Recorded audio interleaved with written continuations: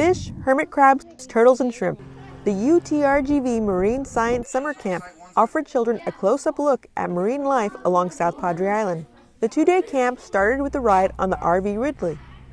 We did a trawl and picked up some fish and crabs and other critters, so everyone got to touch that and explore it. We put out a plankton net so we could look at the plankton under the microscope and do some other tests on the water. We like science in our family a lot anyway, so we were just really excited to find a camp that combined some science with marine ecosystems. After the ride on the Ridley, the campers visited the UTRGV Coastal Studies Lab. And we were exploring the aquariums that we have. We did some hermit crab races and fish printing, things like that. Oh, they were so excited. We saw the fish prints that they made. They're beautiful. The second day of the camp included a visit to the SPI Birding and Nature Center. We go to the birding center to do more water quality tests because they have a wetland there with fresh water and salt water, so we can do some comparisons. The campers also fed tortoises and learned about alligators.